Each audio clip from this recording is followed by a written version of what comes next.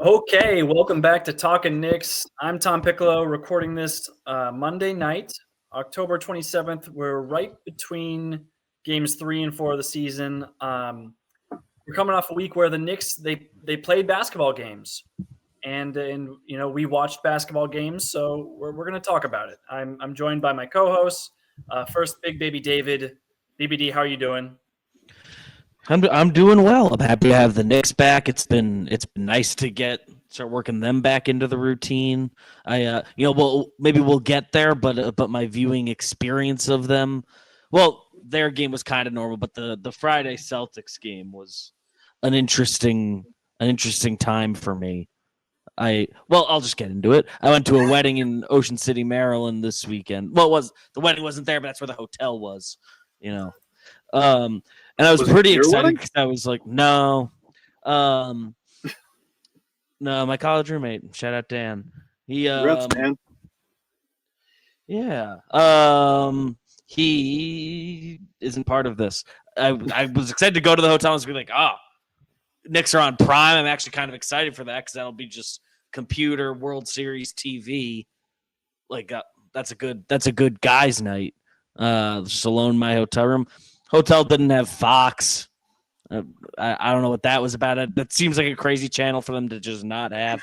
I checked. I had to go to the front desk, have the lady print out a box, like a channel lineup for me. Because am I just missing it on the channel that just scrolls through all the channels? There's a chance. Eventually, I concluded no Fox, but there was an all Spanish channel that had the baseball on it. So I watched the baseball in all Spanish and watched the Knicks on Prime on my laptop, and that part was easy to lock in on the Knicks in that circumstance for me because I don't speak Spanish yet. Yeah, well, I was gonna say I think baseball in Spanish I imagine being more exciting, just like watching soccer in Spanish. I imagine it's just they were doing great. Yeah, I was really hoping to learn the Spanish by the end of the night. It takes longer than that. Yeah. Your own version of Duolingo. Kenney, can you top that? How are you doing? I'm doing pretty good. Knicks are back. That's the Knicks. The Knicks are back. I've gotten a little bit of a basketball fever. The Tom is on the other end of that. I've been shooting hoops by myself a lot and sending Tom videos because I have no other friends other than you, BBD. What's up? But yeah, I'm pumped the Knicks are back, and it got me hyped to get out there and getting shots up. So I'm just so ball is life, man, and I'm excited to be back. I have been receiving your videos. I have not responded to every one of them, but I did reciprocate. I took 5 shots while my son was providing commentary. Every shot is now either a swish or a brick. Those are the only 2 options when my son sees a shot go up.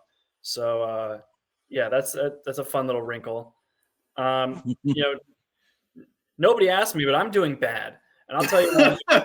I'm curious. That's why we didn't ask. So my lovely wife Rose is on a girls' trip in Sedona with her friends. They're just on vacation, 5 days. It's just me and my 2 little ones. I got a 3-year-old and a 1-year-old, and yesterday, I had 2 birthday parties to bring these 2 kids to in different parts of the state, and it was truly an experience. But before that, I was woken up at 7 a.m. by my little brother coming into my room, and I was so confused. I said, "Mikey, what are you doing here?" And I had forgotten that I had enlisted his babysitting duties at 7 a.m. because I had a tennis lesson 10 minutes later. So I'm in a tennis clinic. You guys don't know this about me. I got a whole tennis is life, I guess. I'm gonna start sending videos of me playing tennis. How are you gonna like that? Okay. Not at all. Bottom line is I completely forgot about it. Didn't have any coffee, didn't get any breakfast, nothing. I just threw shorts on, ran downstairs. I checked the trunk of my car to make sure my tennis stuff was in there. I pulled out, forgot to close the trunk of my car, and did a great deal of damage to it. Just within 24 hours of my wife leaving to go on a trip, and she's just like, I can't leave. I just can't leave. Is that what's going on here? And that's This is like the first full day of her being gone for 5 days. Yeah, that's how I kicked it off. Really, she was gone all day Saturday, and this was Sunday. But either way, Okay. it was ruined the trunk of the car into tennis lesson, into 2 birthday parties for tiny children, and I'm going to be honest with you, Tom. If you're in that situation, and I don't know if Rose is a listener, but if you're in that situation, you ruin the trunk of your car. Mm-hmm. Who's going to check if you go to those birthday parties? Just saying. Who's checking? Like at the ages of 3 or 1, I don't know if I would have known that I was missing a birthday party that I thought I was going to go to. You could have gone. You could have gone to 1. Like it's just, I think decision if your wife's not watching, do you need to go to both birthday parties? When the mice is away, I should have definitely. She had spies at both. She had spies. Was she asking for photographs for all of this? Yeah, she got them. She got them. Stuff. All right, so I'm thinking we talk about this past week and wait. There's more? Before we talk about next year, I want to ask you how was my shooting in those videos that I sent you? Because I want the people to know. Spectacular. I mean, the form's great. It's you shoot an easy ball. That's always been great about you. Yeah, it's. I mean, what did you say? You shot like 45%? I think I better than that. Better than that. I think I shot the last video I sent you. I think it was 14 for 25 from 3. 14 for 25. I'm sending Tom videos of me taking 25 threes. Well, I didn't make it through all 20. I mean, no one listening would expect I would watch. So you were doing like the 3-point contest. I was doing star drill. So start in the corner, wing, opposite wing, or corner, opposite wing, other corner, top of the key, back to the corner. Do that 5 times. Yeah, you must have found a rhythm towards the end there, because obviously I'm not going to make it through all 25 shots, but yeah, you made like 45% of the shots I watched. I started out cold. I think I started 1 for 5 on the first 5, and then my son was just yelling brick the whole time. No. Yeah, I got to do that. So I got to show him the end so he can see the swishes. Yeah. So yeah, speaking of bricks and swishes, there's our transition. Thinking we talk about the some like main key themes, some takeaways from this past week, and then we could dig into some of the things that happened in each of the games. I think we kind of have to start with the coach, because that's probably been the most jarring switch up we've seen from last year to this year. It's largely the same roster, but this team it looks completely different. The on-court product looks completely different. Mike Brown has a different philosophy in his rotations. He has a different philosophy in how he wants to utilize the players. So, Kenney, I'll start with you. Mike Brown related. What's sort of been the most interesting, compelling, surprising thing you've seen? I wish you started with someone else. I have so many different places I want to go with this. But I will start with, I think it's very early, and so we're not seeing, and I think the offense is very different. And I think we're not seeing quite the crispness that we will expect later in the season. And it's a big difference from last year, and we talked about it a little bit last week, because last season they play a lot of iso ball, and they not a lot of passing, because that's, that cuts down on turnovers to the extent that you just have the ball in your main scorer's hands. Mike Brown's going in a different direction, and it's rebound and outlet quickly. And I think they won 2 out of 3 games this week, so like it's working well enough so far. But I think it's going to get better as the season progresses. But we saw a lot of people just not quite on the same page yet. A lot of those outlet passes just going straight out of bounds. A lot of once they get into the front court, the first few passes are like clean, and then like someone's not ready for it. But I think it's fun to watch because there's more happening than just Jalen Brunson ISOs are also very fun to watch, but there's more happening than just kind of one guy doing a lot of stuff. And I think it's going to get cleaner over time, but I don't think we're at a finished product yet. Yeah, I think it's fair to say. BBD, what are you noticing from the coach? Yeah, I mean the obvious thing of just using a lot of guys, especially in the first game, which there's seemed to be a little bit of an extra point, probably a degree of like, all right, it's the first game, get a few more guys out there. We haven't seen him go as deep as game one again, but just using a lot, like, I mean, how many games did Kolek get? 13 minutes all of last year as a somewhat promising looking rookie. And he's played about in that range of minutes all 3 games so far, and they are going deeper. Trey Jemison got 8, I'll say, solid minutes. He looked like a contributor, and then we haven't seen him since. He's using different combinations. It's things we expected to see, but then like seeing it in action was kind of jarring. I don't. Apologies for whoever I'm not crediting with this tweet, but I saw a tweet after game 1, the day after, just being like, were we all just like Stockholm syndrome by the Tibbs years and just like not able to zoom out so much because they were so bad for so long and he made them good? That like, wait, the not using the bench like at all, basically ever, was crazy. And that is what stuck out. And 3 different starting lineups. I have a couple responses to a couple things you said.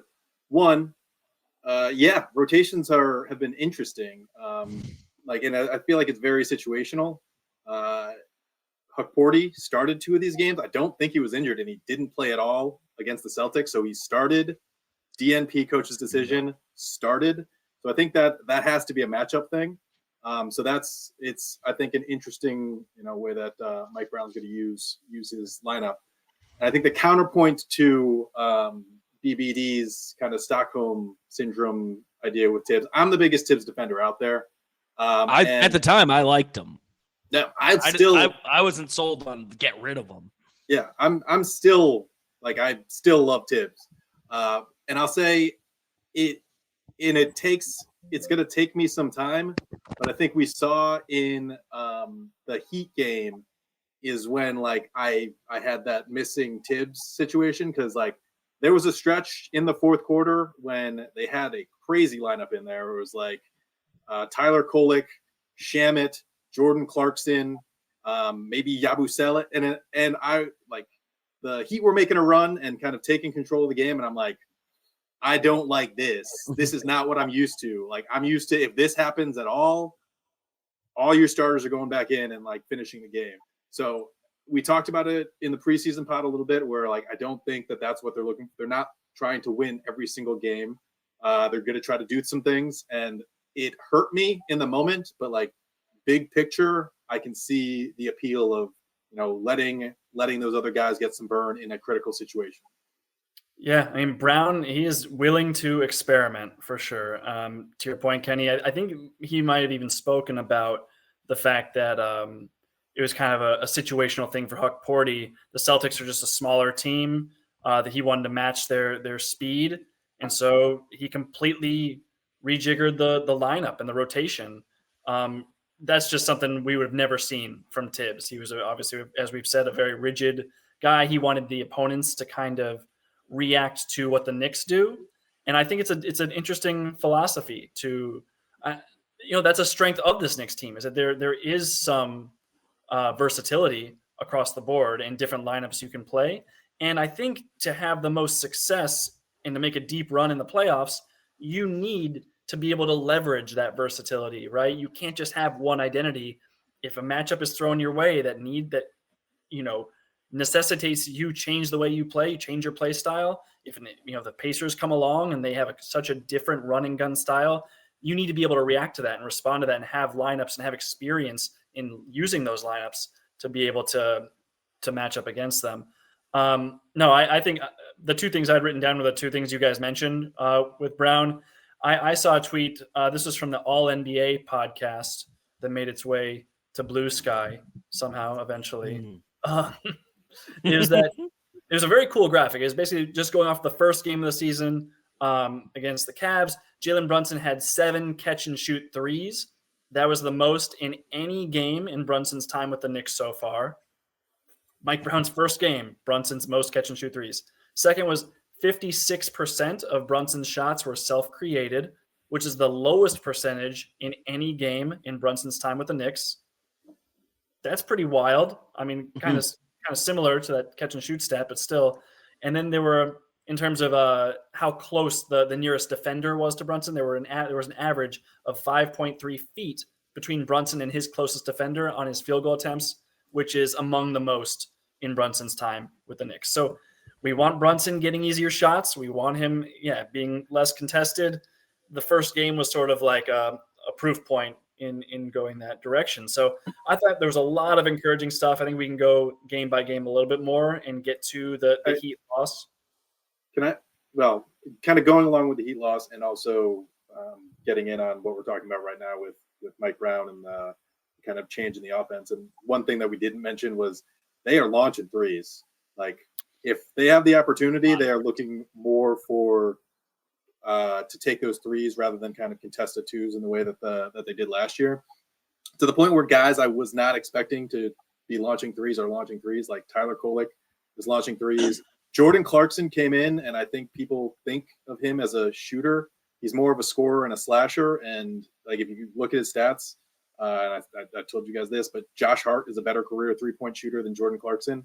And Jordan Clarkson's launching threes too. So I think Mike Brown has pretty much given people the green light that if they have what they think is a decent shot, to take it. And I've seen it from a little bit more from OG as well. If he's got a guy standing in front of him, he'll shoot a three. Whereas last year, I think he was more of a, unless he was wide open, it was either a drive or he was passing it off instead of shooting that three.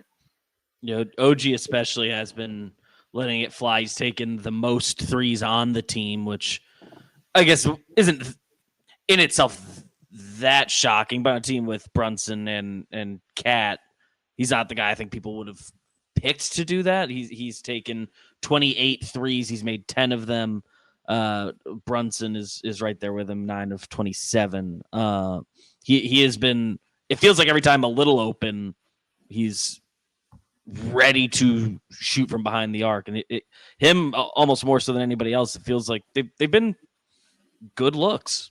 Like it's been, honestly, when you're taking this many more threes than we're used to, some of them look more forced than is like ideal. But overall, I can't say I feel like a lot of the threes the team or any individual has taken are like crazy force or like they're just trying to do that.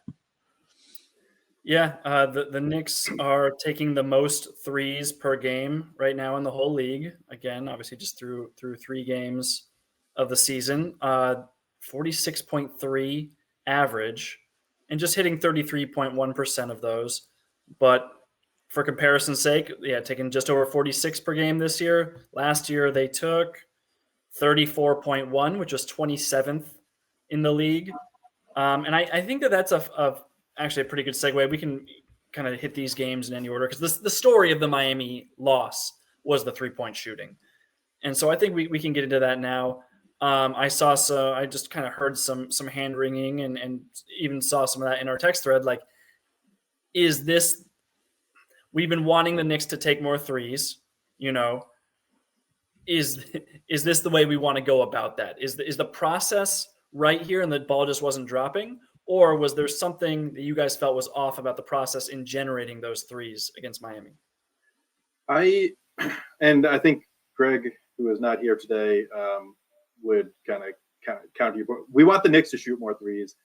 I don't know if we want to be kind of at the same level as the Celtics last year, because I did not enjoy watching the Celtics at all last year. They launched so many threes, and we saw it against the Heat where it's such a, it creates bigger fluctuations in your expected performance, because there's most of the games are going to be right there in the middle of what you normally shoot. There's going to be some games, and we saw the Celtics do this against the Knicks, where you just make a ridiculous amount of threes. There's going to be some games where you miss a ridiculous amount of threes. Yesterday was one of those games where they missed a ridiculous amount, and that's kind of that was the opposite of the ethos with Tibbs, who wanted to get kind of high quality shots and maximize the points per shot in a more consistent and repeatable way. No matter what, that's going to be the case if you're shooting a lot of threes. There's going to be there's going to be a lot of times when you're, right in the average, but then there's going to be a lot of big miss nights and a lot of big makes nights. And so I think there's a little bit of a risk to that.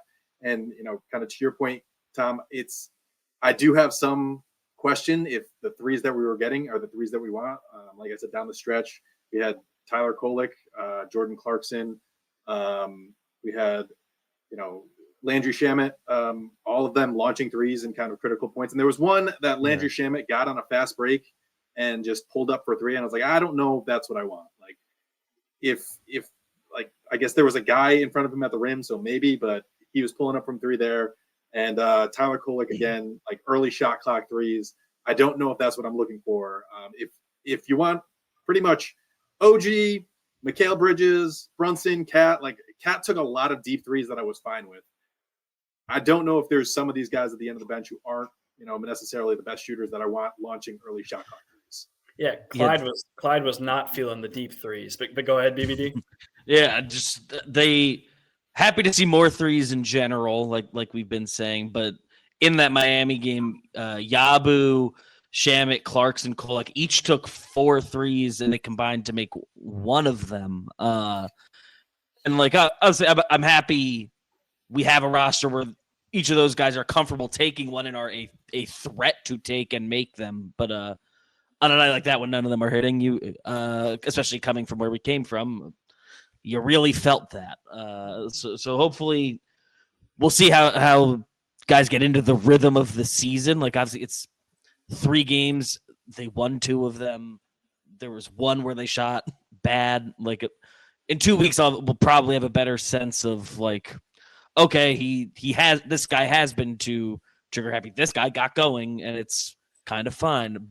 But I guess that's kind of every team that takes a ton of threes. So maybe we'll just be playing this game all year. It's possible. I know, like, Mike Brown talks a lot about the kinds of threes that he wants his teams to generate, and the term he uses are sprays. Like, he counts sprays as a stat, and that's like when a guy drives, gets into the paint, and kicks it out. It's the same as a kick out. He calls them sprays. I was trying to get a sense of, like, were those the kinds of threes that the Knicks were getting? And I felt like there was a lot of just kind of swinging around the perimeter and then guys taking a three, or just like, I didn't see a lot of guys driving by their man, creating an advantage, making the defense collapse, and then kicking it out. It happened a few times, and it happened plenty of times, and guys like Landry Shamet missed wide open threes on kickouts that were great shots that you'd expect him to make at some clip. The Knicks bench, to BBD's point, was 1 of 18 from 3. That's not going to happen every night, but it did, for me, call into question just some of the OG threes, particularly the above the break ones where he's pulling up. He's a great catch and shoot 3-point shooter, especially in the corners. I even trust him now in catch and shoots above the break, but yeah, he's definitely been given the green light to pull up. The Cat threes are a little tricky for me because Cat doesn't typically get wide open threes in the flow of an offense because defenses sell out on Cat. He's one of the best big shooting bigs ever. Teams know that. They game plan for it. So if Cat gets a relatively open 3 in transition, it's hard to fault him for taking it. But that comes with a lot of drawbacks too. Like, you're bailing out, if you're not hitting, like, you're bailing out the defense. They don't have to work at all to guard anybody. You know what I mean? Like, I like to see a possession where you make the defense work. You drive, you kick, you play inside out, get into the paint, make the defense collapse, and then you generate your threes that way. It's hard to do that though. So you're gonna get fewer threes taken as a result. So there's just got to be a balance. I don't think that the Miami game struck the right balance between the personnel taking the threes and the kinds of threes that were being generated. So that's just something I'm going to be keeping an eye on from here on out. Yeah, it makes sense in the game they lost that it was probably overall the worst balance of those things. Yeah, and because like Shamet's a guy who I'm usually happy to shoot threes. He was missing. Like I said, Karl Anthony Towns, he was taking deep threes, but like those are threes I'm fine with him taking. He was missing them. So it's more like Kolek and Clarkson. Like, there was a period, I think there was a stretch where I think they went I think Kolek missed one, then Clarkson missed one, then Kolek missed another one in like 3 straight possessions. And I'm like, I don't know if that's the offense that I want in like crunch time. Yeah. In a game that, while a game matters, I don't know if I need to see Kolek in particular do any of that, just because we haven't seen him do that for any stretch of time yet. But at least Clarkson is like, he has years in the NBA, 6-man, all that. I know we looked a little bit into the 3-point numbers, and they weren't as fun as we were hoping at the moment of the signing. But at least he is like, a pro, been there. Yeah. He's a guy who can get hot for sure. Yeah.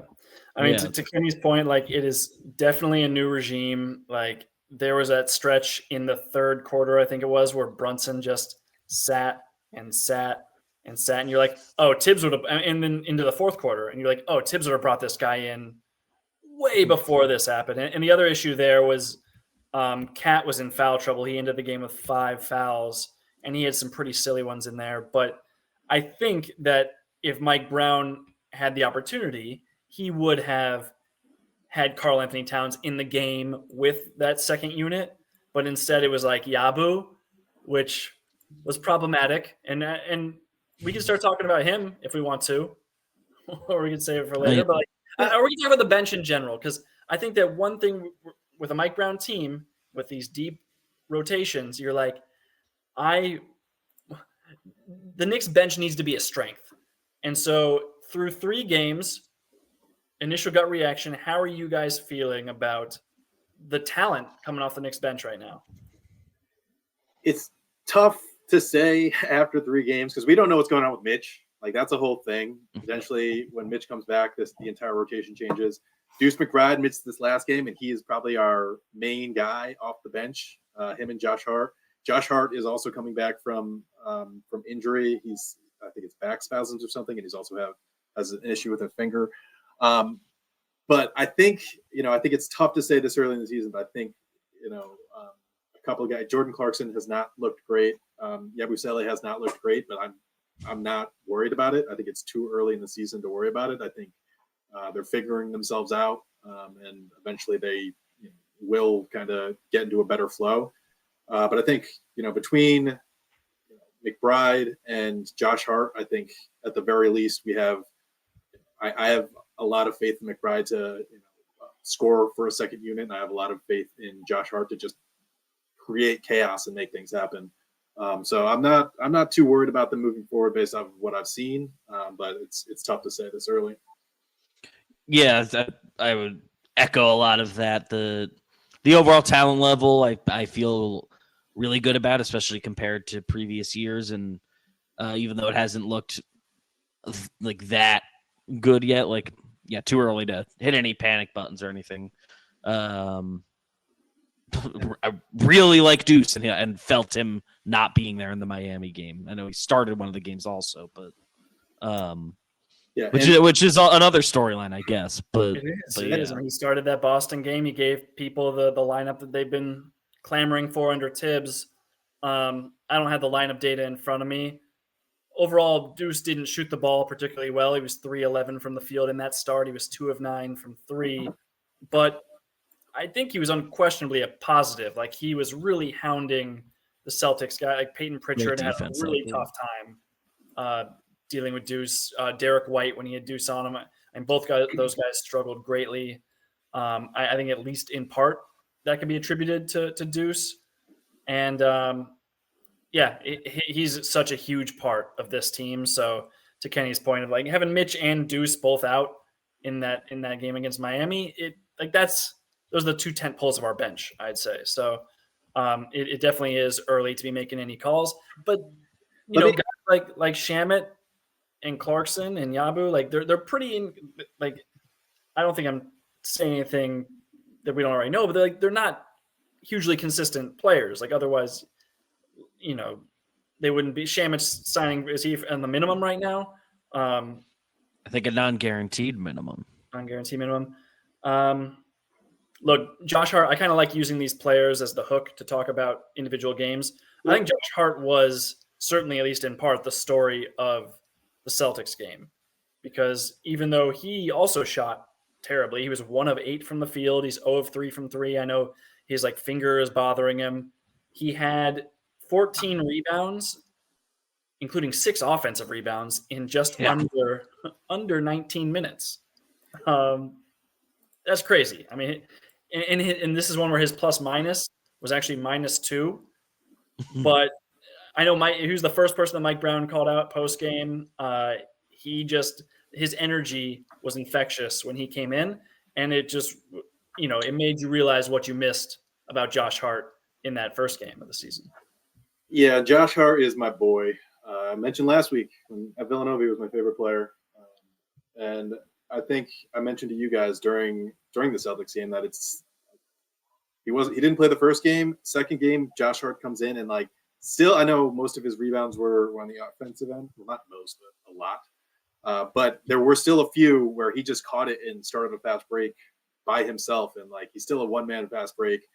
There was one where I think he pulled down a rebound, passed it up to Brunson, and then up a half-court alley-oop to Bridges for a lay-in, and that was such phenomenal basketball. That's the kind of stuff that I love to see from this team, and I think that all started with kind of Josh Hart just being everywhere.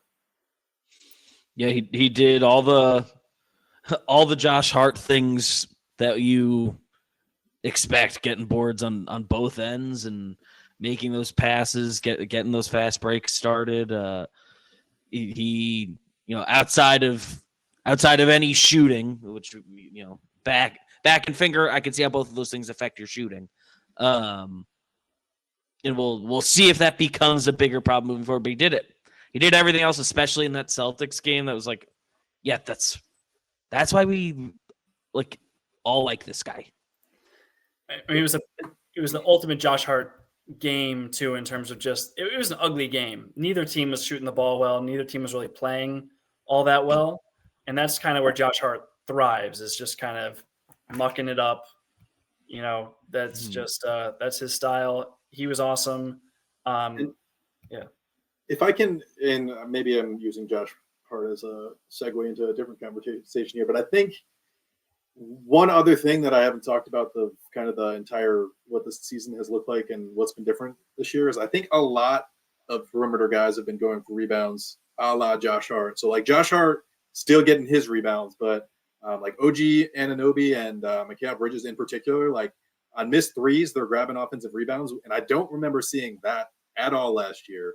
Mikal Bridges on the defensive end too. I've seen him scrap it up. I don't remember him getting any contested rebounds this year or last year, to the point where I was watching. I was like, is this how he doesn't get injured? Because he doesn't get into the fray at all. Yeah. And I've seen a little bit of it this year, and so I'm wondering if that's a new philosophy or kind of what's going on there. Or if you guys have noticed any of this.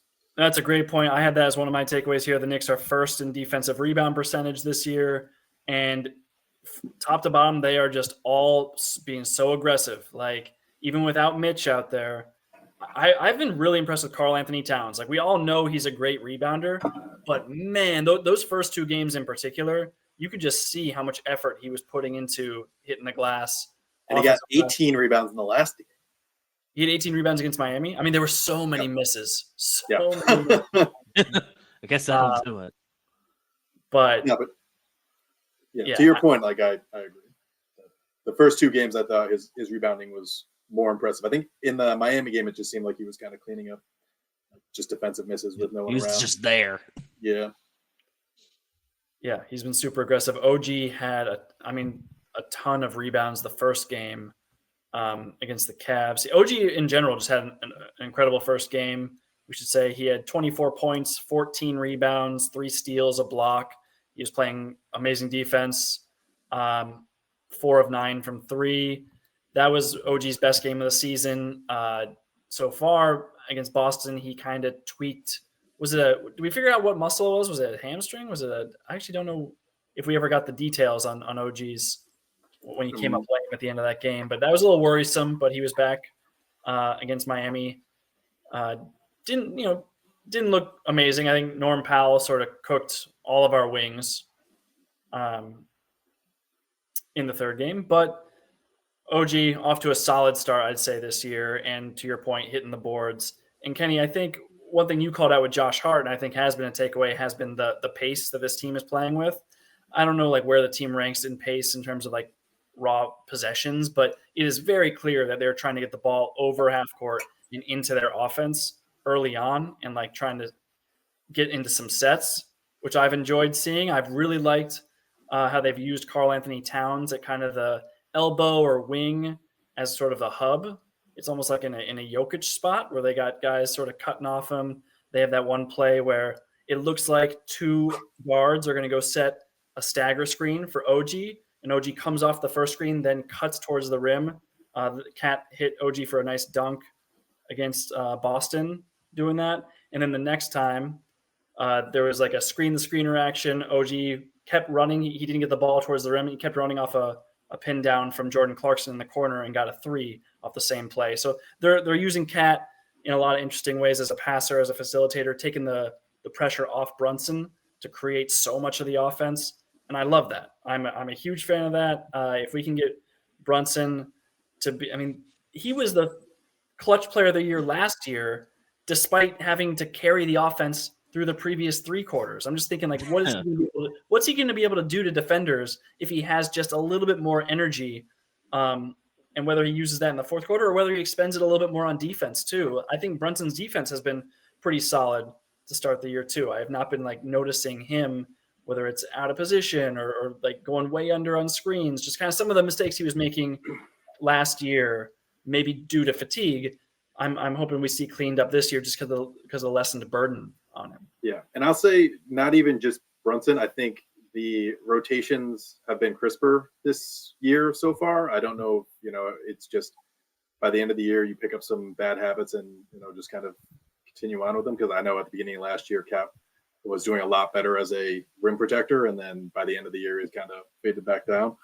But I've actually noticed in games where I'm just like, that was a great rotation. And I can't remember the exact play, but there was one play last game where I think Josh Hart was the guy who like came out on a perfect rotation and just like completely stopped it. What otherwise would have been like last year would have been a wide open layup. And I was just like, that looks good. And like, I'm liking that there seems to be a little bit better cohesion on the defensive end this year.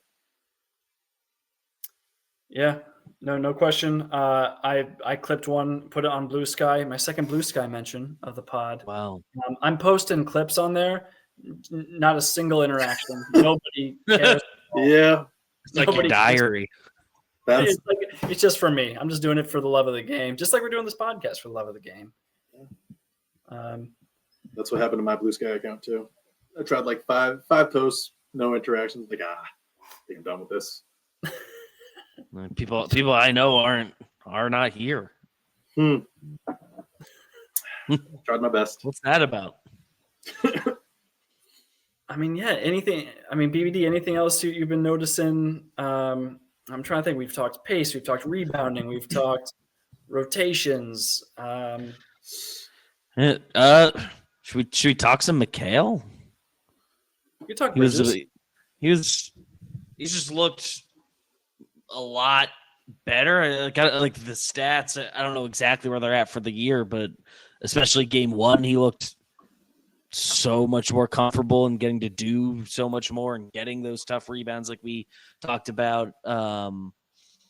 He's hitting a few threes from above the break. He's like, I've been pretty happy with him.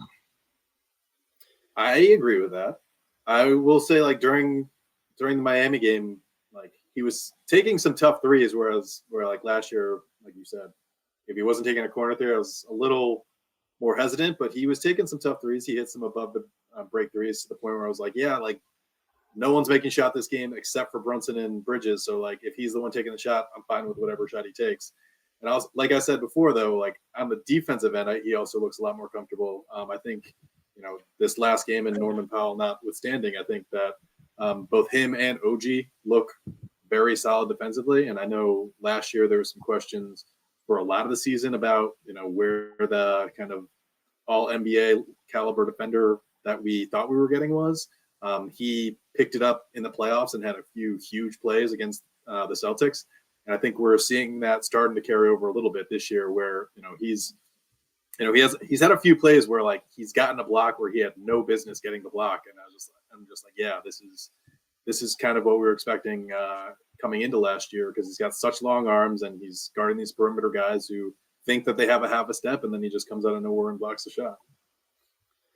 Yeah, I love Bridges as not necessarily a like point of attack defender, so that's why I liked against Boston how we had Deuce McBride to guard Peyton Pritchard, and so that allowed all the other guys to slide into their preferred spots, right? So, what was Jalen Brunson like hiding on Sam Hauser in that game, if I'm remembering correctly? I think so.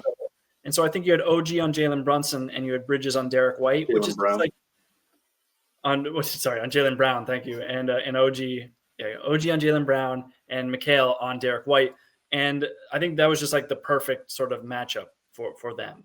Those are the types of guys that Bridges is sort of better, more the off guard type of player. That's who he's best defending, and I think on the offensive end, especially in that first game when they were making it such a point to get Brunson off ball, Bridges is the next best guy to do that. Like OG gets the ball in his hands a fair amount to try and create. He has so far this season. His handle is just so loose, and that's something that we need, that like we're gonna have to work on all season. And I know that Mike Brown's still he's not gonna abandon it, right? Mike Brown has these principles. He's like, we gotta get ready for the playoffs. We need to be ready for a team to try and take Brunson away. We need guys to be able to step up and create without him. I don't know that OG, like he hasn't traditionally been that guy in his career. And there were just a lot of times when his handle just isn't up to par. Like he could barely get it over half court against some defenders. But Bridges, on the other hand, he's the guy that I think can step up and fill that role and really facilitate the offense when we move Brunson off the ball. And I don't know if I'd call his handle well, maybe loose. It's very awkward for sure. His arms are just so long and like. Oh no, I'm talking about OG's handles loose. Oh, I thought we were talking about. No. Bridges is the guy who I think, because Bridges and OG were. I was saying Bridges and OG were like the two guys sort of being tasked with taking on that mantle from Brunson when he moved off ball, and I think Bridges is way more equipped to do it because OG's handles loose. Yeah, got it. Agree totally. And if we're talking, I don't know if we're done with this topic, but if we want to use ball handling as a segue, biggest surprise to me is Tyler Kolek as our backup point guard. Did that catch anyone off guard? Yeah, I was not. He's not only playing, he is the ball handler for the second unit. I was expecting McBride or potentially even Clarkson to be that guy, and it is Tyler Kolek. And, I know there was reports that they were expecting Malcolm Brogdon to be on the team. People have reported it, so I guess I'll believe it. But I with the kind of love that they've had for Landry Shamet, and I don't know who they were going to cut. Maybe it was Kolek, but he's now our backup point guard. Thoughts? He's had moments where he's looked really good. He's had other moments where he's looked really overwhelmed and in over his head. I think that's pretty standard for young point guards. I think it's pretty hard to argue with like his passing vision. It's just he tries things. He has a creativity about him that leads to turnovers. Like it just does. That's his style, and he's going to need to find a balance there and kind of reining in his creativity sometimes. Because that's what makes him, I think, a pretty special. Like he has a chance to be a special backup point guard. Like he does have the vision and the instincts to be very good on the offensive end. But right now, whether it's hesitation or lack of confidence, like he's just a little loose with the ball. He kind of reminds me of like, actually, no, I'm not going to make, I was going to make a Golden State Warriors comp that would have been inappropriate. Like, how the Golden State Warriors are just so loose with the ball because they're like, we're having fun. We're playing loose and free. It's just Steph Curry. Yeah. The only difference is like they won a lot of championships. So someone's probably over there. Yeah, exactly. Was it Steph Curry or Klay Thompson that passed the ball behind his back out of bounds in the finals? Steph Curry. And I'm not saying that to compare Steph Curry to Tyler Kolek, but just in that kind of freewheeling manner. Maybe LaMelo Ball's a better comparison. LaMelo Ball's a good one. Just a very anti-Tibbs kind of player, though. Tibbs would have never let Kolek have that kind of leash. And Mike Brown's like, go ahead, like make your mistakes. We're going to learn from them. And hopefully in the long run, it's going to lead to a more cohesive team, a more complete team, a team that's more poised to make a championship run, though it will probably also lead to more regular season losses like we saw against Miami. Yeah, it's funny because there's sections of Knicks fans that probably wanted to see him get some games like this last year, and and like any rookie, you want to at least like check him out a little bit, and in the summer league and preseason, you could see he's a guy who has some NBA level skills, especially with passing and stuff. And in these 3 games where he's played real true backup point guard minutes, you see the things that are like, oh yeah, that's why I wanted to see him play more last year. And then you see quite a few of the plays that are like, that is why Tibbs never ever would have played him and could not stand to put him in a game basically for any reason. And that's hopefully the slices of the pie chart end up more and more towards the cool kind of exciting toolsy stuff as the year goes on and he gets actual in-game experience and comfortability playing with other NBA players on this team specifically. Yeah, and I agree with both of you. I think there have been some phenomenal passes that Bullock has thrown. I'm like, that's nice. I enjoy that. And he's hit a couple threes. I said before, I'm not a fan. Couple tough layups. So he's done some good stuff. I don't know, and I have an entire season to get ahead of it, but I don't know how I would feel if we go into the playoffs and Tyler Kolek is getting minutes as our backup point guard, as the person behind Jalen Brunson getting minutes. Like, I don't know if I'm ready for that, but it's similar to kind of my feeling with the Heat team is I have to take a step back because I'm a guy who dies with every single game. And so that's why I think Tibbs spoke to me, is because down the stretch when we had those questionable lineups in, I was kind of dying a little inside. We got to take a step back and realize that's not the goal. We got to give these guys a couple minutes. But one other thing that they were saying during the broadcast is that Kolek credited the campaign with saying that, when you go in the game, your goal is to change the game in some way, whether it's the pace or your aggressiveness or something like that.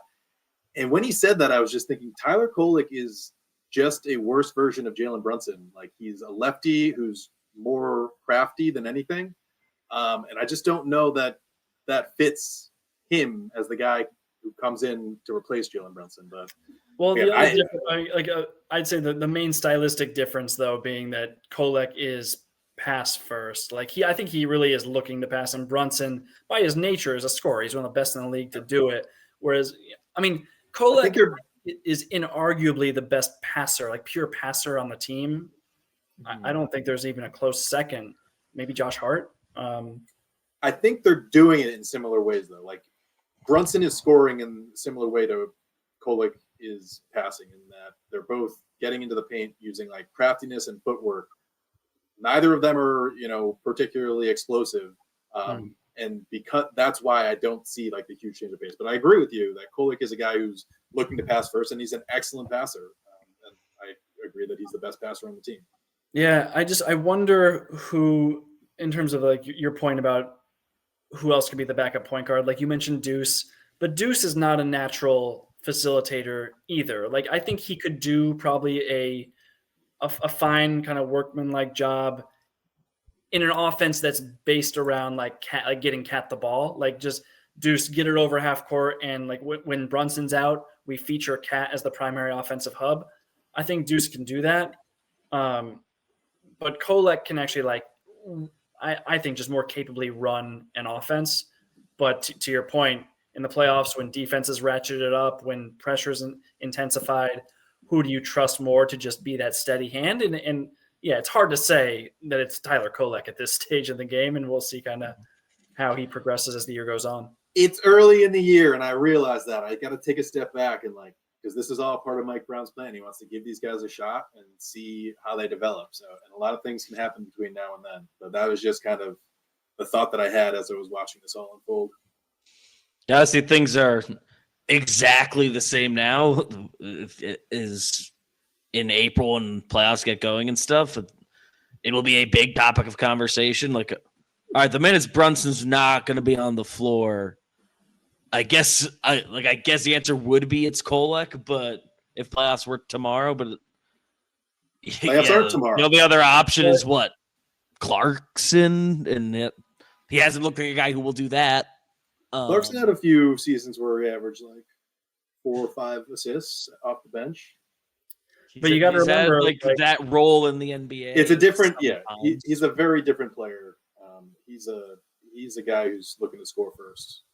But you got to remember, like Brunson's minutes will definitely be ratcheted up in the playoffs, right? There's going to be a jump between regular season and playoffs. So, I mean, how many non-Brunson minutes will there even be in the postseason? It's going to be fewer than we're getting right now in the regular season. That's for sure. All right. I mean, I know we want to get to our predictions for this upcoming week. I think we all said 2-1 coming out of this week, didn't we? I for sure did. I don't know what you guys did. I for sure did. The nice thing is we don't predict game by game. We just give a number, and I think we just keep doing that.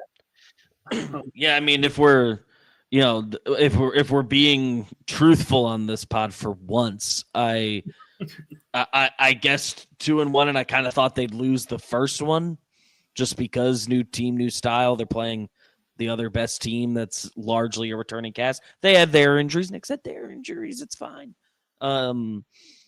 So I did think that was going to be the one. So how we got there, less fun, or more fun, depending on how much you liked game one. I liked it a lot, actually. So I'll say it was more fun. But we all say what I thought the 2-1 was going to be. It's probably exactly what happened. Yeah, exactly. Yeah. So we got this week coming up Tuesday, October 28th at Milwaukee.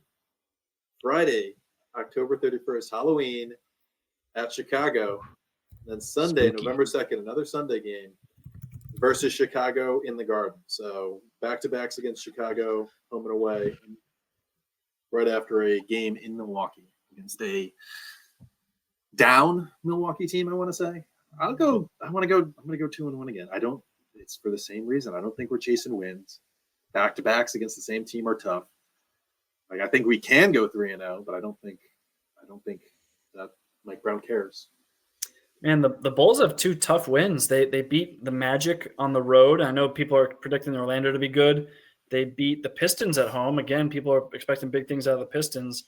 The Bulls are currently tied with the Hawks in the third quarter. They might be a little tougher than we expected. Milwaukee's 2-1. These are some good teams. These are good teams. Giannis is still a ball player, but I think they've largely blown up their team. They got rid of Drew Holiday. They lost Damian Lillard. The Bucks beat the Wizards, which doesn't really do much for me. But they also beat the Raptors on the road. Road wins are tough to get. They also just lost to Cleveland by 5 in Cleveland. So they did get former Indiana Pacer Miles Turner, who's a Knick nemesis. So take that as you will. To replace Brook Lopez. Look, progress is not linear. I could see this being a 1-2 week. Woo! Whoa. This is a Knicks podcast, Tom. Yeah, I got 2-1 right. All right, I'm gonna say 1-2, and it's a classic. I hope I'm wrong. You know what I mean? Like, you can't lose. Win-win, I'm glad I was wrong. I say one of those things. It's so annoying. What do you got, BBD? I'll 3-0 is screaming at me. I know. Do it. I see everything you guys have been saying about those Bulls wins, and you can just get Giannis and all that. And I do think I believe in 3-0. If we were to include the Monday second night of a back-to-back, also at home, but against the Wizards, which that game I also feel good about, but just including that, I would probably say 3-1, and just one of those goes wrong. Back-to-backs are always are never easy, but Trying to talk your way out of it. Make a pick, BBD. But if we're playing the Stand game, on I'll take 3-0. All right. Standing on business. I respect that. I've got plenty of businesses. So we got a 3-0, a 2-1, a 1-2, which means Greg takes 0-3. Yeah. That's the rules. Do we have any idea when Mitch is coming back? No one knows. And I don't know if anybody knows anything. Yeah, no. They've said he is day-to-day from the beginning. At the beginning, they said it was planned rest, and now he's missed 3 games. So no one knows anything. They planned a lot of rest. Okay. Yeah. So the injury lying wasn't a Tibbs specific thing. Yeah. And that's fine. This is organizational. Yeah. That overall, I trust that they're handling whatever it is the right way. I just wish I knew. I think that Mike Brown said the same thing that Tibbs always said. He's like, he's just waiting on the medical team to tell him. Like, he's just doing what the medical team tells him. It's all medical. Sure. It's all medical. Whatever the medical team says. One thing we haven't said is next week we're going to a game. Do you think we'll pod again? Do you think we'll pod again before that? We can do a live pod from MSG. Yeah, because is Yeah, that it's gonna the be Wednesday next game? week. Yeah. So they play Sunday, Monday, Wednesday. That's a tough. Yeah, and then there's 3 days off till another Sunday. It's not the Sunday. Funky little start to the year. Yeah. But we'll be there. Yeah, we'll pod before that. We're going to welcome back our hero Julius Randle and Dante DiVincenzo against the Timberwolves November 5th. So if anyone sees us there, say hi to BBD. And we'll be there too. That's in the midst I'll be there of too. a 7-game homestand though. I like that. Yeah. It's pretty good. Pretty good. All right, folks. Well, if you're still listening to this, we appreciate you. We still haven't gotten to what else is. Well, we don't. Next week. I know what else is on. Just started as a the team is floundering. There's nothing else to talk about. Let's talk about what else we're watching. Right now, this team's still let's good. get 10 more minutes of show. But the team gives us enough to talk about that's like fun now. Yeah. But I've been watching Chair Company. I need to watch the next episode. Something's going on. I don't know what it is. I gotta find a way to watch this show. My brother's HBO Max account has completely locked me out at this stage. We'll find a way. Life finds a way. Find a way. Episode 3 will answer some questions and spark a whole lot more if you can believe it. Sounds good. All right. You could follow me on Blue Sky. What was the other one? Threads? There's another one. There's Threads. It was like a mammoth or something. I don't know about that. But you can listen to this on YouTube. We should probably bring that to the top. I mean, not this episode, next episode. You can watch this on YouTube. You can listen to us on anywhere you get your podcasts. We're on Instagram at Talkin Knicks, and I think maybe we'll post clips there sometime. Like, it's possible. You're clipping them to Blue Sky anyway. Yeah. My Get them on there. I used to be the one who did the clips, and my phone is out of memory, so that's my main problem. That's like the whole thing. I can't get rid of stuff. Like, there's just like too much. It's simply too good. Legitimately, there's like 60 gigs of nothing. It's like system data. I'm like, I don't know what to do with this. Yeah. Well, you've been listening to Talkin Knicks. We appreciate you again. We'll be back again probably sometime next week. And until then, let's go Knicks. Next time.